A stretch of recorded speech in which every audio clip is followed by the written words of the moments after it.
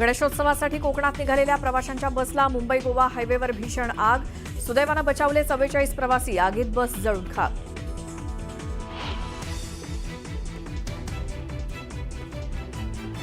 रत्नागिरी जिल्ह्यात वाशिष्ठी नदीवरील पिंपळे ते खडपोली दरम्यानचा पूल पडला। सुदैवाने वाचला रिक्षा चालक, दसपटीकडे जाणारी वाहतूक बंद।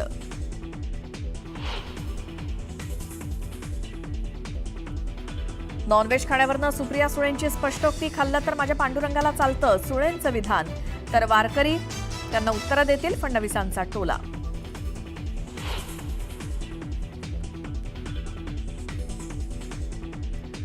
आता पाकिस्तान बरोबर क्रिकेट खेळणार का? कुठे गेलं सिंदूर? भारत पाकिस्तानच्या सामन्यावरनं उद्धव ठाकरेंचा सवाल। तर जावेद मियादादला घरी जेवायला कुणी बोलवलं? मुख्यमंत्र्यांचा पलटवार।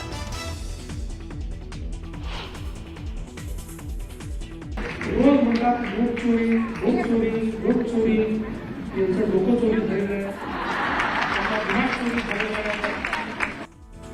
रोज वोट चोरी झाली असं म्हणतात, यांचं डोकं चोरीला गेलंय। काही लोक तोंडावर पडले तरी सुधारायला तयार नाहीत। फडणवीसांचा राहुल गांधींसोबतच विरोधकांवर हल्लाबोल।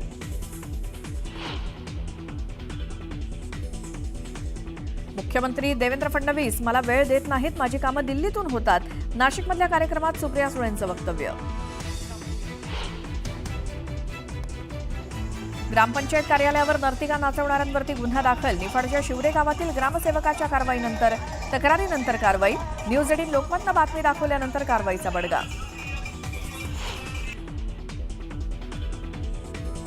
आणि राजस्थानच्या सवाई माधोपूरला मुसळधार पावसानं झोडपलं। कोटा आणि बुंदीमध्ये पूर परिस्थिती, तर उत्तराखंडच्या चामोलीमध्ये ढगफुटीमुळे हाहाकार।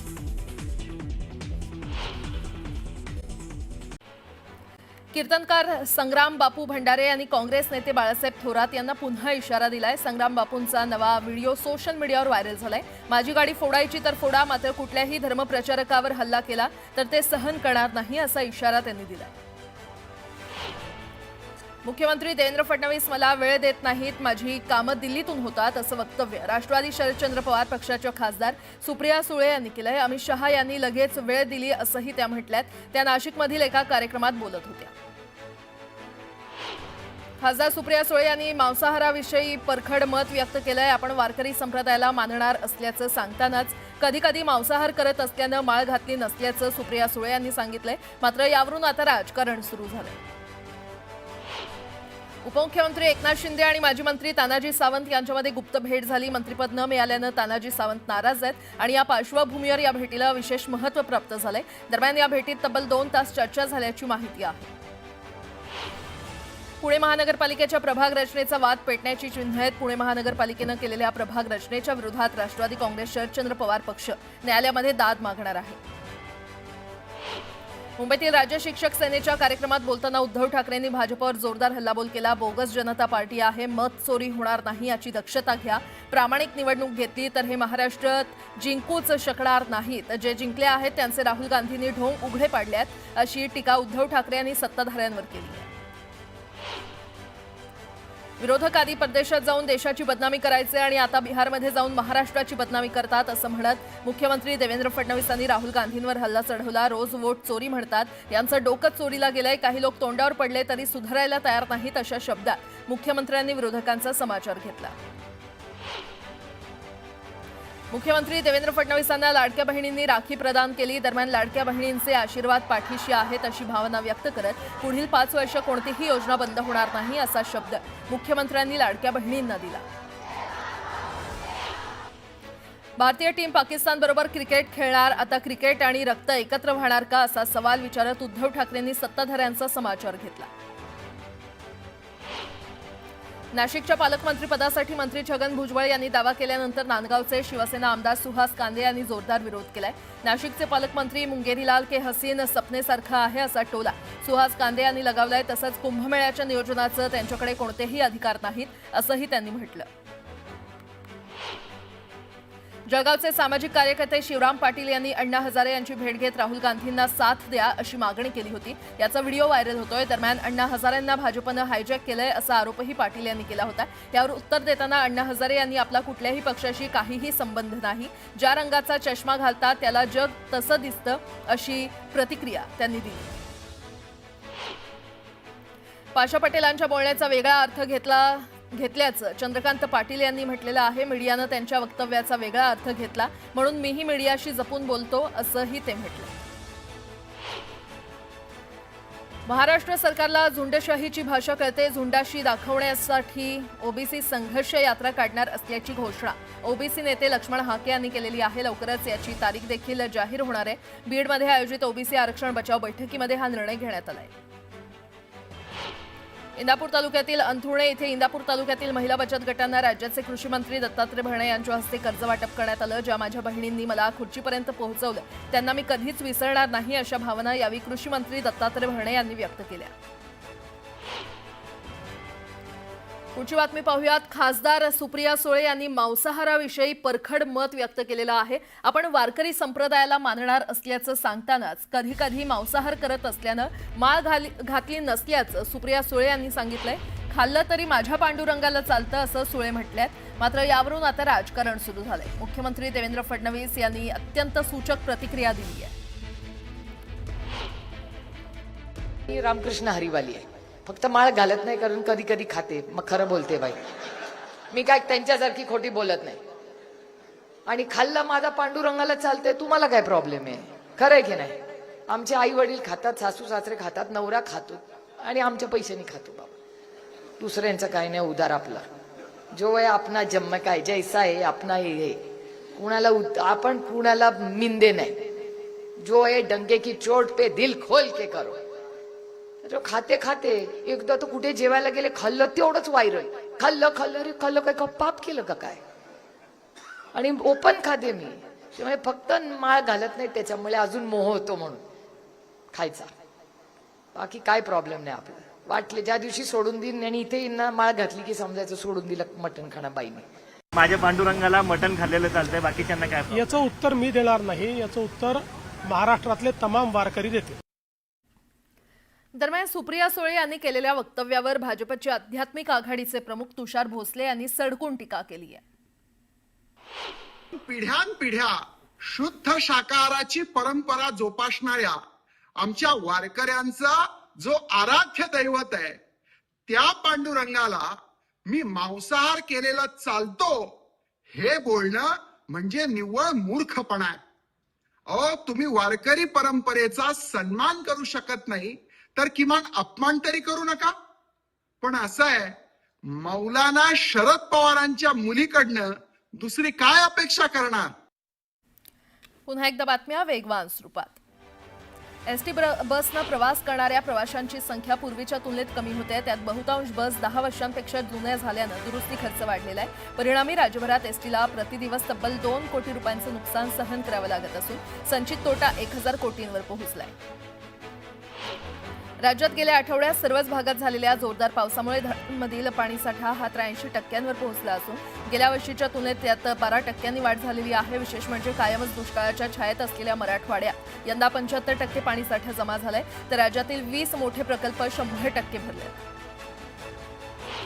पावसाळ्याच्या पार्श्वभूमीवर राज्यामध्ये साथीच्या रोगांमध्ये वेगाने वाढ होते. सार्वजनिक आरोग्य विभागाच्या आकडेवारीनुसार जानेवारी ते 14 ऑगस्ट 2025 या कालावधीमध्ये राज्यभरात इन्फ्लुएन्झा आजाराचे 663 रुग्ण आढळलेले आहेत आणि यापैकी 140 रुग्ण हे गेल्या 1.5 महिन्यात आढळले असून 3 रुग्णांचा मृत्यू झालाय. घोडबंदर रोडवर सुमारे 800 खड्डे पडल्यामुळे येथील वाहतूक कोंडी आणि अडथळे वाढलेले आहेत. गणपतीच्या आगमनाच्या अगोदरच या खड्ड्यांमुळे भक्तांना आणि वाहन चालकांना मोठा त्रास सहन करावा लागतो. उजनी धरण सध्या 104% भरलेलं आहे. उजनी धरणात सध्या दौंडवरून 20,000 क्युसेक आणि स्थानिक परिसरातील 15,000 क्युसेकची आवक आहे आणि त्यामुळे धरणातून भीमा नदीमध्ये आता 45,000 क्युसेकचा विसर्ग सोडून देण्यात आलाय. त्यासाठी उजनी धरणाचे 16 दरवाजे 3 फुटानं उघडलेले आहेत.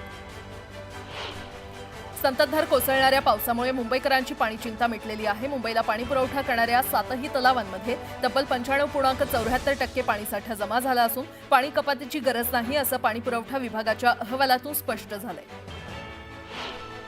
नवी मुंबईमध्ये अनधिकृत बांधकाम करणाऱ्यांना उच्च न्यायालयानं मोठा दणका दिलाय. घणसोली नोड सेक्टर 17 मधील भूखंड क्रमांक A3 वर बांधण्यात आलेल्या साईविरा अपार्टमेंट या 5 मजली अनधिकृत इमारतीबाबत याचिकाकर्त्यांकडून दाखल करण्यात आलेली रिट याचिका नुकतीच उच्च न्यायालयानं फेटाळून लावलेली आहे. त्याचबरोबर याचिकाकर्त्याला 15,000 रुपये दंड ठोठावलाय.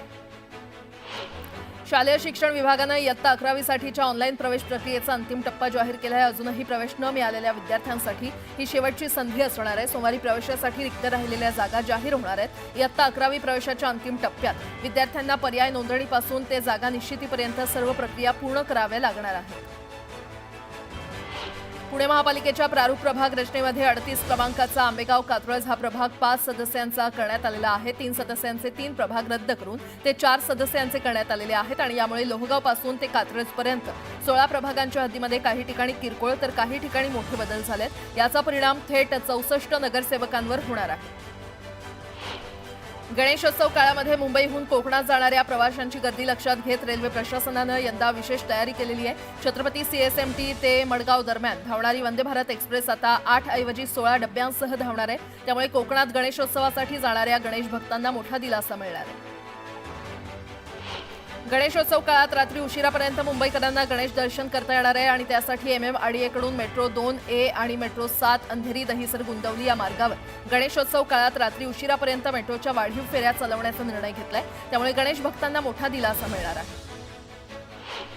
सायबर गुन्हे दिवसेंदिवस वाढत असून गेल्या 3 वर्षात सायबर पोलिसांच्या मदत क्रमांकावर तब्बल 13 लाखांहून अधिक फसवणुकीचे फोन आलेले आहेत. पोलिसांनी तात्काळ दखल घेत पुढील कारवाई केल्यानं फसवणुकीतील 300 कोटी रुपयांची रक्कम गोठवण्यात यश आलंय. याशिवाय पोलिसांनी 11,000 फोनही ब्लॉक केलेले आहेत.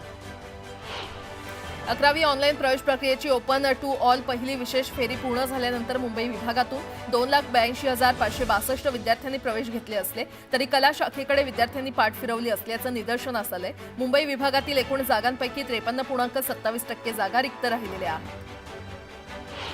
मध्य रेल्वेवर सकाळी 11:05 ते दुपारी 3:55 माटुंगा ते मुलुंड दरम्यान अप आणि डाऊन धीम्या मार्गावर ब्लॉक घेण्यात येणार आहे. तर ट्रान्स हार्बर मार्गावर ब्लॉकमुळे सकाळी 11:10 ते दुपारी 4:10 ठाणे ते वाशी नेरूळ या दरम्यान रेल्वे सेवा पूर्णपणे बंद राहणार आहे.